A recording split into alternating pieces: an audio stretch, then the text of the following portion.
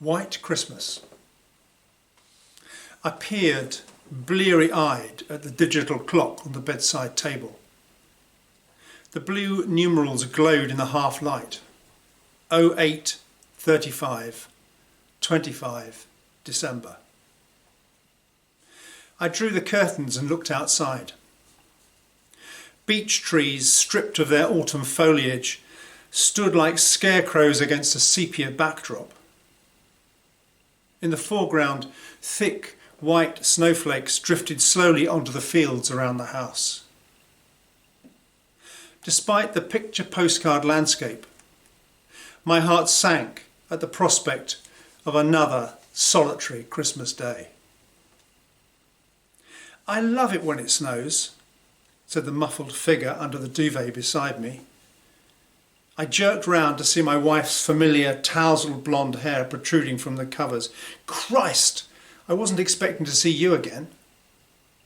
"You were sound asleep when I arrived," she said, "so I let myself in." "How on earth did you get here?" "A few inches of snow. Don't worry me. I thought you'd be pleased to see me." "I am pleased to see you. Pleased and surprised." "Christmas is all about surprises," she said, sticking her head above the covers. "I suppose so," I said, staring at her smiling face. "How come you're on your own?" she asked.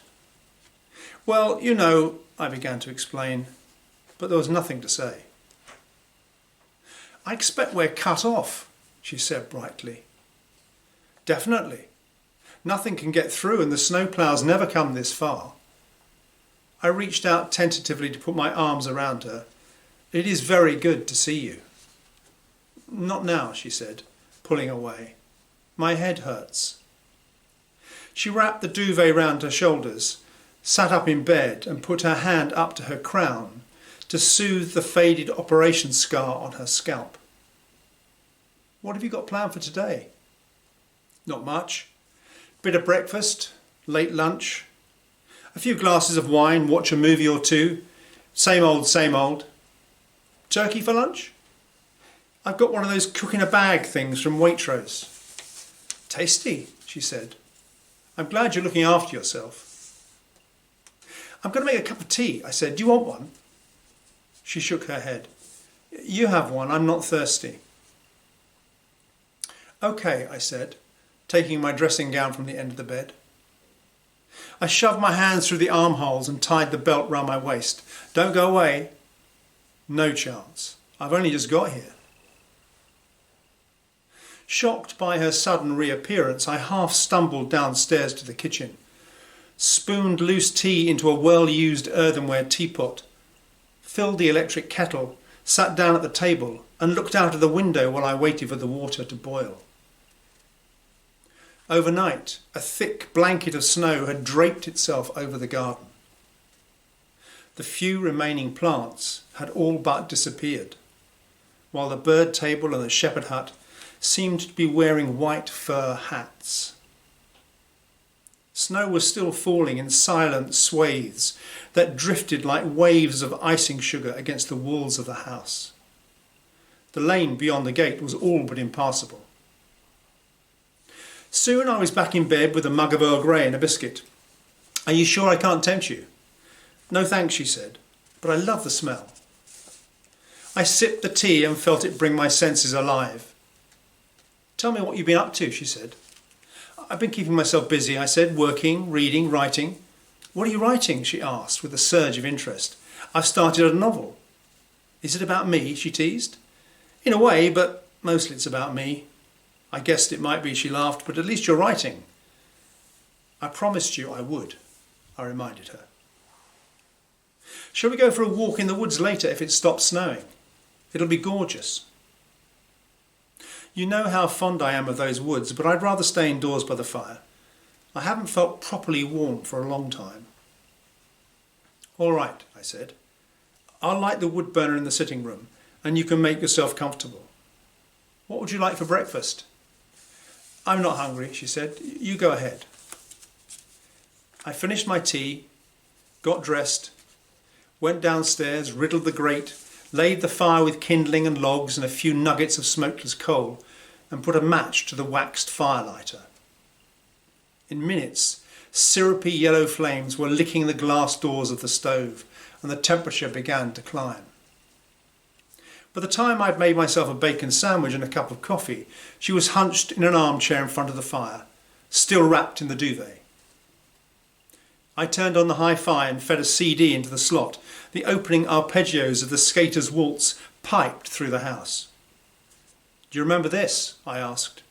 "Of course. We always played it on Christmas morning. We've never actually been skating though, have we?" "No," I admitted, laughing. "We never have." "Can we go one day?" "One day." "Promise?" "I promise," I said. "Now, what do you want to do today?" "Just to be with you while you potter around." So we sat by the fire reminiscing about the life we had shared. Our first date that she still maintained she didn't know was actually a date. Motoring trips across France in our little two-seater. Her failed efforts to get me standing up on skis. Visits to New York and Mexico. Dancing to Leonard Cohen at our wedding. And lazy summer days with old friends. Later she dozed while I prepared lunch, which she was happy to watch me eat. I put on a paper hat, and we groaned together at the terrible jokes that I pulled from red and gold paper crackers. Who hides in the bakery at Christmas? A mince spy. What do you get when you cross a snowman with a vampire? Frostbite. What type of key do you need for a nativity play? A donkey. I left the dishes to look after themselves, put more logs on the fire, and we settled down to watch Love Actually. As usual, she bristled with righteous anger when Emma Thompson discovered her husband Alan Rickman's fling with his secretary.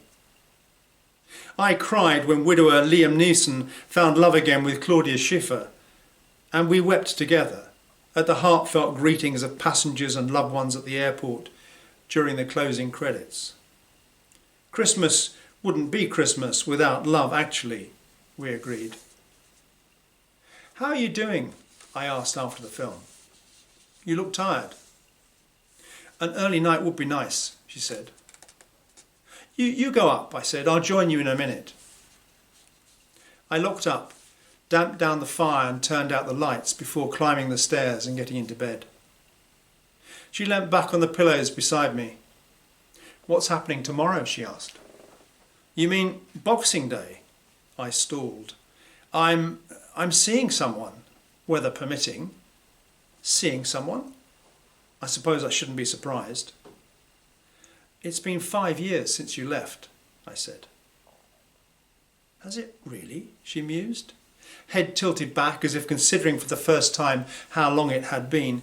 "Yes, I suppose it has." "That's quite a long time," I tried to explain, without seeing anyone. "The thing is," she said, "I've discovered that we can get married up there as well, and I've decided to wait for you." "Up there?" I queried. "Just a figure of speech," she said. "So you do know," I began, "that I'm dead?" "Of course I do." I wasn't sure that you knew. Bruce Willis didn't realise he was a ghost in The Sixth Sense until the very end." "That was a movie, you idiot." "Does it matter that I'm dead?" "I'd prefer that you weren't." "Does it matter that I'm seeing someone else down here?" "I don't know," she said. "It might.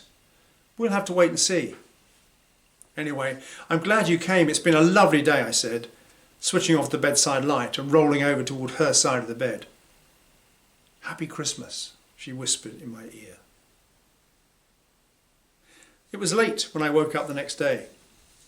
I looked out of the window and saw that the snow had been washed away by heavy rain during the night.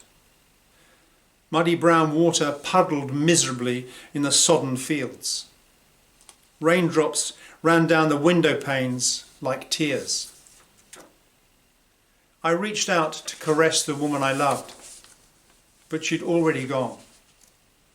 Back to that far country just around the corner where the snow comes from.